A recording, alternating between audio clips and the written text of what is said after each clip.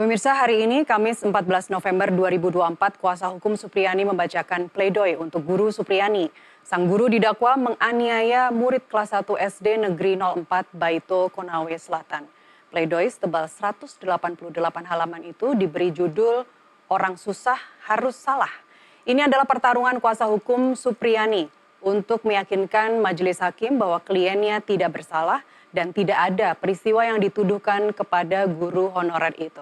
Kami telah tersambung melalui Zoom dengan kuasa hukum Supriyani, Andri Darmawan, dan Wakapolri periode 2013-2014, Komjen Pol Purnawirawan Ugroseno. Pak Ugro, Pak Andri, terima kasih sudah bergabung di NTV Prime Dialog. Baik, Pak Ugro, Anda mengikuti kasus ini sejak awal, Pak. Bagaimana catatan Anda terhadap misalnya penyidikan oleh polisi? Dalam kasus ini polisi sigap karena yang terkait dengan kasus ini adalah anak dari polisi. Ya, jadi kalau sesuatu itu direkayasa seperti kasus guru Apriyani ini, pasti Supriyani, nanti Pak. di sidang terbuka. Ya, silakan Pak Ugro. Ya, kalau merekonstruksi suatu kasus dengan cara yang tidak benar, ya, itu pada saat sidang itu nanti pasti akan terbuka. Karena apa yang dikatakan para saksi, kemudian alat bukti juga, kapan diambil, apakah administrasi penyidikannya benar atau tidak, itu akan terbuka di sidang pengadilan. Jadi sekali lagi ya, penyidikan itu bukan hal yang mudah, ya, tapi memerlukan ketelitian sehingga akan menimbulkan keyakinan hakim bahwa perbuatan itu memang benar-benar terjadi. Terkait dengan penyidikan, kemudian juga adanya dugaan pemerasan. Tim Propam juga sudah turun dan sudah ada pemecatan terhadap Kanit Reskrim dan juga Kapolsek Baito. Apa yang menjadi catatan Anda dalam hal ini, Pak? Tim Propam masih turun untuk mendalami dugaan adanya pemerasan ini. Iya, kalau sidang pidana kan sedang berjalan nih. Jadi dari awal bisa kita baca beberapa pelanggaran etika profesi yang cukup berat, ya kan? Mulai dari laporan polisi dibuat, sebelum laporan polisi dibuat, mereka sudah menyita barang bukti. Dugaan barang bukti ya, bukan barang bukti. Bisa juga itu barang bukti, tidak. Nah, makanya di sini Propam harus melakukan tindakan yang tindakan yang benar dan baik supaya bisa menemukan bahwa dalam peristiwa penyidikan kasus Apriyani ini ditemukan pelanggaran etika profesi yang berat dan anggota polisi tersebut harus ditindak tegas supaya tidak terjadi di beberapa tempat nantinya. Baik, saya ralat juga pencopotan terhadap Kapolsek dan juga Kanit Reskrim Polsek Baito. Ini semuanya berjalan cepat. Dari April kemudian juga ada upaya-upaya mediasi. Apakah Anda melihat karena ini melibatkan anak seorang polisi sehingga memang dilakukan sidik dan lidiknya itu begitu cepat? Bagaimana jika terjadi kepada orang lain? Kita tidak melihat perkembangan kasus yang begitu cepat ya Pak Ugro? Ya, sebetulnya ini hanya kasus perbuatan oknum ya, oknum. Ya, termasuk juga oknum dari kejaksaan yang diduga turut melakukan pemerasan.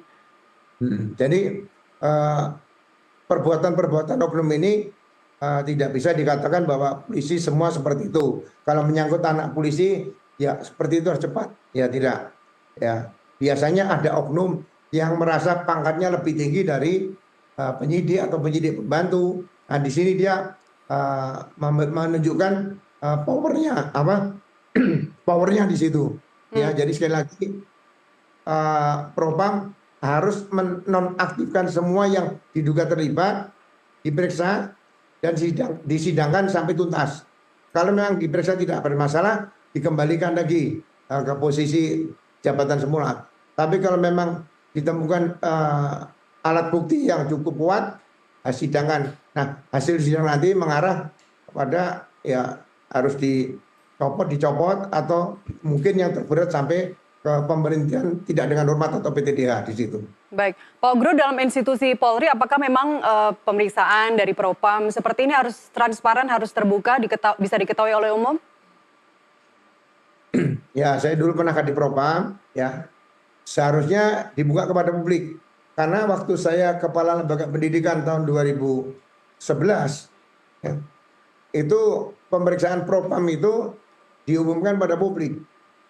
Sehingga publik kalau mau menonton, melihat, itu merasa bahwa sudah melaksanakan tugasnya Propam itu secara proper di situ. Jadi bagi saya Propam itu jangan lagi di bawah suatu sidang yang harus tertutup, rahasia dan sebagainya. Jadi benar-benar akuntabilitas sidang kode etik tadi harus bisa dihadiri masyarakat, kan? Tidak ada masalah. Diberikan pemberitahuan mungkin pada publik, nanti yang mau hadir memberikan apa, mendaftar. Ya. Nah, kalau sudah penuh ya udah, tapi mungkin diberikan kursi berapa lah supaya bisa benar-benar bahwa polisi melaksanakan tugas kepropaman dengan sempurna seperti itu. Baik, baik. Pak Ugro, saya ke Pak Andri yang baru bergabung. Pak Andri Darmawan, kuasa hukum dari Ibu Supriani. Pak Andri, judulnya menarik sekali, Pak. Orang susah harus salah. Mengapa Anda memilih judul itu, Pak? Iya, pledoi kami memang kasih judul Orang Susah Harus Salah. Ini untuk menggambarkan betapa seorang guru honorer ya, Supriani, gaji 300.000, harus berhadapan-hadapan dengan kuasa aparat penegak hukum ya. Kita mulai lihat dari proses awal penyidikan, berhadapan dengan polisi, kemudian di kejaksaan juga. Kemudian setelah kasus ini viral dan masuk persidangan, harus berhadapan lagi dengan pemerintah daerah. Jadi seorang Supriani ya, orang yang kita katakan orang susah, betul-betul harus berhadapan dengan kuasa baik ini penegak hukum maupun pemerintah untuk memaksakan dia bersalah. Padahal kan sebenarnya Supriani dari awal sudah menyatakan bahwa tidak melakukan itu dan tidak ada alat bukti yang membuktikan bahwa Ibu Supriani bersalah. Nah, kemudian kami masuk kepada substansi pledoi ya, yang kami sampaikan tadi. Kami coba menganalisis ya, karena kalau kita menganalisis alat bukti itu kan tentunya harus mengacu kepada pasal 184 ayat 1 KUHP, di mana semua di situ telah diatur jenis-jenis alat bukti. Nah, kita coba lihat di dalam perkara ini, alat bukti yang diajukan oleh JPU ya, oleh alat bukti yang diajukan oleh JPU itu ada 8 saksi ya, ada 8 saksi dan 1 surat dan barang bukti ya. Jadi 8 saksi itu 3 saksi anak, kemudian 5 saksi dewasa yang disumpah. Jadi kami memilah dulu misalnya. Anak kan tidak masuk sebagai alat bukti saksi ya, itu jelas di pasal 185 ayat 7 karena keterangan saksi yang tidak disumpah itu meskipun dia bersesuaian satu sama lain itu tidak masuk sebagai alat bukti. Namun apabila keterangan itu sesuai dengan misalnya keterangan saksi yang disumpah, dia bisa dipergunakan sebagai tambahan alat bukti sah yang lainnya ya. Jadi kami pisahkan dulu, belakangan baru kami bahas. Nah, kita misalnya 5 saksi tadi yang disumpah, itu 2 orang adalah ayah dan ibunya korban, itu tidak bisa kita gunakan terkait dengan masalah kejadian tersebut karena mereka tidak tahu, tidak melihat langsung dan tidak mendengar langsung. Jadi cuma mendengar cerita dari anak korban sehingga kesaksiannya ya bersifat testimoni di auditu. Nah, kemudian ada 3 saksi guru. Ada 2 saksi guru yang memang ada pada saat kejadian itu. Yang paling utama adalah saksi namanya Lilis Herlina Dewi. Lilis Herlina Dewi ini adalah wali kelas murid kelas 1A. Itu clear mengatakan bahwa dari pukul 8 sampai pukul 10 itu tidak ada kejadian pemukulan karena dia yang mengajar di situ. Memang dia sempat keluar dari ruang kelas itu pukul 9. Itu cuma pergi absen di ruang kantor yang jaraknya tidak cukup 10 meter. Dan waktunya tidak sampai dengan 5 menit atau cuma sampai 3 menit aja. Nah itu menandakan bahwa ada keterangan saksi termasuk ada keterangan saksi guru Nur Aisyah mengatakan juga tidak ada kejadian itu. Nah ini kan keterangan saksi yang harus kita anggap sebagai alat bukti yang sah. Kemudian kita kaitkan dengan hasil visum et repertum ya. Visum et repertum ini kan dikeluarkan oleh dokter umum ya. Kita ketahui bahwa keterangan pasal 133 ayat 2 penjelasan KUHP bahwa keterangan dari dokter kehakiman ya, itu yang biasa kita kenal dengan dokter forensik, itu dianggap sebagai keterangan ahli. Kalau keterangan bukan dari dokter kehakiman, itu dianggap keterangan biasa saja. Nah, kita melihat bahwa di hasil visum itu kan cuma menyebutkan itu adalah kekerasan tumpul, tapi tidak dijelaskan bahwa ini penyebabnya seperti apa dan benda apa yang menyebabkan. Nah, sehingga kami menghadirkan ahli forensik di persidangan, ya. Ahli forensik di persidangan diambil sumpahnya, itu dengan clear dan tegas mengatakan bahwa berdasarkan foto luka dan hasil visum itu diketahui bahwa ini bukan akibat pukulan sapu, ya. Luka ini bukan akibat pukulan sapu, tapi akibat gesekan dengan benda yang permukaannya kasar. Ya, jadi sudah dua alat bukti yang membuktikan bahwa Ibu Supriani tidak bersalah, tadi keterangan saksi dan keterangan ahli tadi kan.